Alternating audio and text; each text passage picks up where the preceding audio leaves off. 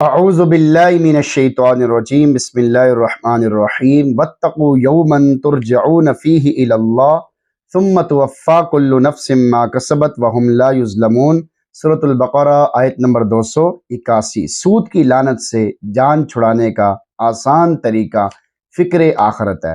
واتقوا یوما، اور اس دن سے ڈرو، ترجعون فیہ الی اللہ، جب تم سب اللہ کی طرف لوٹائے جاؤ گے، یعنی قیامت کے دن کے عذاب اور اللہ رب العزت کے سامنے پیشی سے ڈرو اور سوچو کہ اللہ کو کیا پیش کرو گے۔ واضح ہے کہ اللہ رب العزت کی طرف لوٹنے سے مراد اس کے تیار کردہ ثواب یا عذاب کی طرف لوٹنا ہے۔ ثم توفی کل نفس ما کسبت، پھر ہر شخص کو اس کی کمائی کا پورا بدلہ دے دیا جائے گا۔ اگر اچھائی کی ہوگی تو اس صورت میں جزا، اور برائی نافرمانی کی ہوگی تو اس صورت میں سخت سزا دی جائے گی۔ وَهُمْ لَا يُظْلَمُونَ، اور ان پر کوئی ظلم نہیں ہوگا، یعنی کسی پر کچھ ظلم نہیں کیا جائے گا، نہ تو کسی نیک آدمی کے ثواب میں کمی کی جائے گی اور نہ ہی کسی مجرم کے جرم سے زیادہ سزا دی جائے گی۔ آیات ربا کو ترغیب اور ترہیب پر ختم کیا گیا۔ ترغیب یعنی رغبت دلانا، ترہیب یعنی ڈرانا، اس پر ختم کیا گیا۔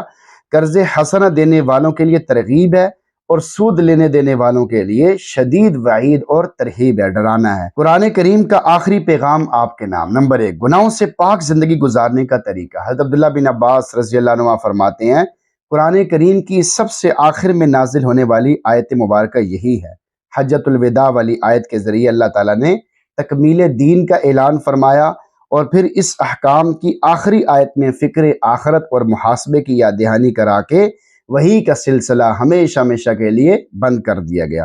آخرت کے حساب کو ہمیشہ مد نظر رکھیں۔ اس میں تمام انسانوں کے لیے پیغام ہے کہ اللہ کے سامنے پیشی اور ایک ایک عمل کے حساب کو مد نظر رکھو گے تو تمہاری زندگی گناہوں کی نحوست، نافرمانی کی لعنت سے محفوظ ہو جائے گی۔ دنیا میں بھی سکون و اطمینان نصیب ہو جائے گا اور آخرت میں بھی پرسکون زندگی نصیب ہو جائے گی انشاءاللہ۔ نمبر 2، حسد کی بھڑکتی ہوئی آگ دب سکتی ہے۔ اللہ رب العزت نے اپنے آخری پیغام میں اپنے سامنے پیشی اور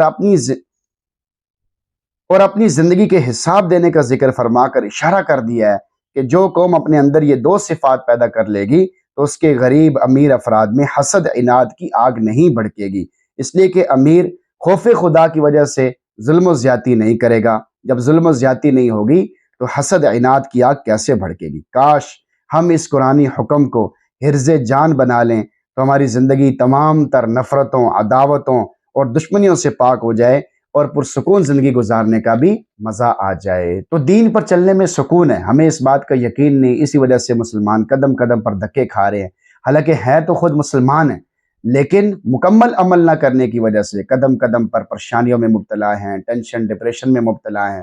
ورنہ مسلمان ہو اور وہ مستقل طور پہ پریشان ہو، ایسا نہیں ہو سکتا۔ اللہ تعالیٰ اس کو خوش کرتے رہتے ہیں، اسے عافیت عطا فرماتے رہتے ہیں، اسے زیادہ دیر تک پریشان نہیں رہنے دیتے، کوئی نہ کوئی خوشی کی بات اس کو پہنچا دیتے ہیں۔ لیکن اگر بندہ مسلسل گناہوں میں مبتلا ہو اور توبہ استغفار بھی نہ کرتا ہو، ذرہ برابر بھی اللہ کی طرف رجوع نہ کرتا ہو، تو پھر اللہ تعالیٰ اسے حالات میں پھنسا دیتے ہیں، پھر آدمی کو کچھ سمجھ نہیں آتی کہ میں کیا کروں اور کیا نہ کروں۔ اللہ تعالیٰ ہم سب کی حفاظت فرمائے اور ہم سب کو دین کے تمام احکامات پر دل و جان سے عمل کرنے کی توفیق نصیب فرمائے، اور ہم سب کو قرآن پڑھنے، سننے، سمجھنے کی بھی توفیق نصیب فرمائے۔ آمین۔